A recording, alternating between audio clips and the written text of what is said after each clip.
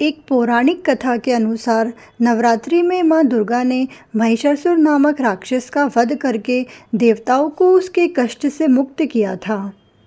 महिषासुर ने भगवान शिव की आराधना करके अद्वितीय शक्तियाँ प्राप्त कर ली थी और तीनों देव अर्थात ब्रह्मा, विष्णु और महेश भी उसे हराने में असमर्थ थे। महिषासुर राक्षस के आतंक से सभी देवता भयभीत थे। उस समय सभी देवताओं ने अपनी अपनी शक्तियों को मिलाकर दुर्गा को अवतरित किया। अनेक शक्तियों के तेज से जन्मी माता दुर्गा ने महिषासुर का वध करके सबके कष्टों को दूर किया।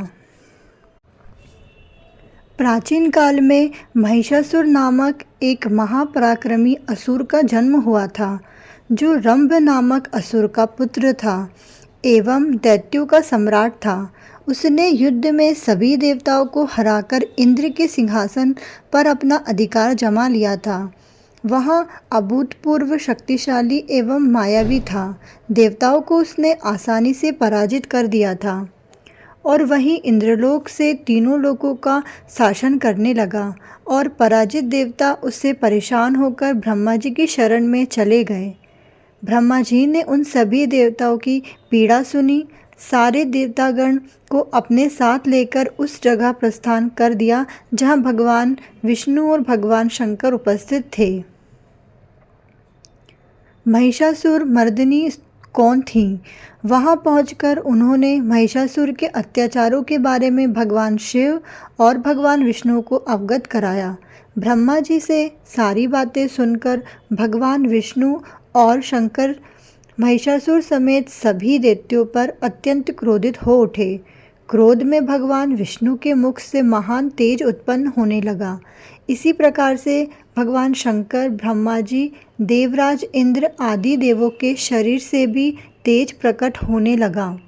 वहाँ सभी देवताओं के मुख से निकला तेज मिलकर एकत्र हो गया और एक महान तेज में परिवर्तित हो गया, जिससे सारी दिशाएं प्रकाशयुक्त प्रकाशवान हो उठी, जो अंत में एक अत्यंत भीषण विद्युत के समान सुंदर नारी के रूप में परिवर्तित हो गया।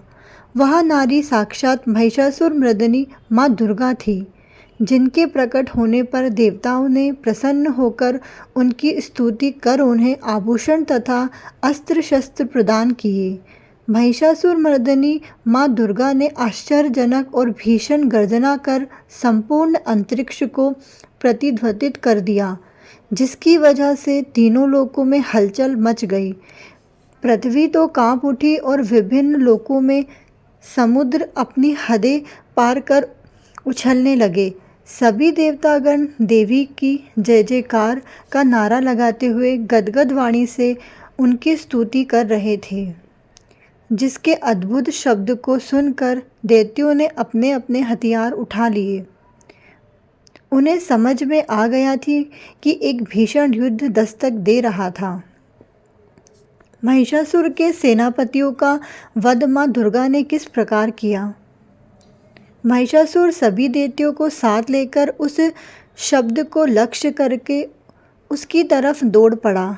जहां पहुंचकर दैत्यों ने देवी दुर्गा का एक ऐसा रूप देखा जिसमें देवी के चरणों के भार में पृथ्वी दब रही थी।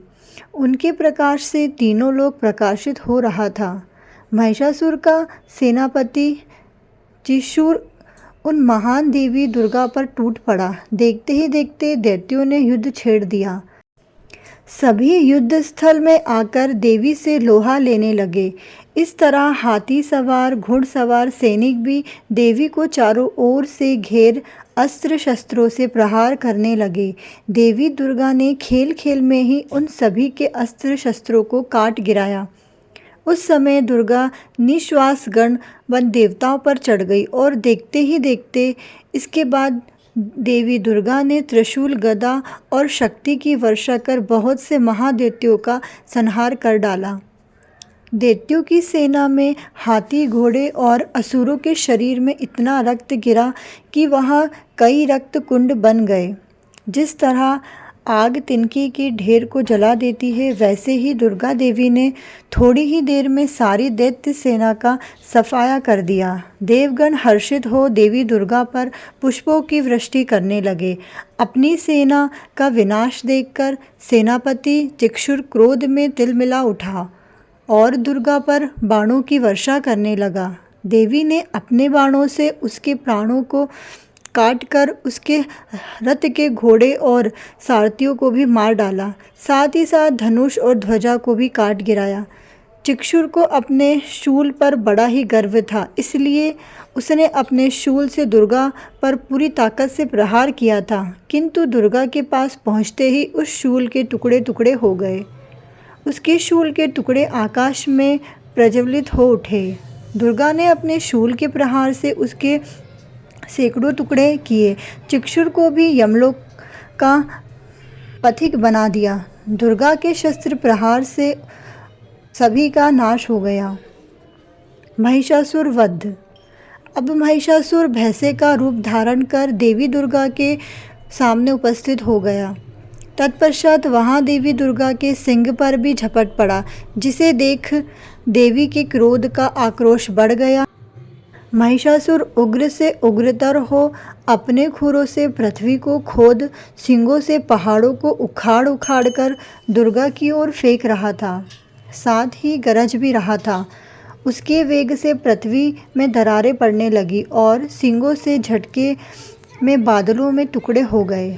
उसने बड़े वेग से देवी दुर्गा पर आक्रमण किया, परंतु देवी ने उसे पाश से बांध दिया। बंध जाने पर उसने भैंसे का रूप त्याग कर सिंह का रूप धारण कर लिया। जब परमेश्वरी ने उसका मस्तक काटना चाहा, तब वहां तलवार लिए हुए एक पुरुष के रूप में दौड़ा।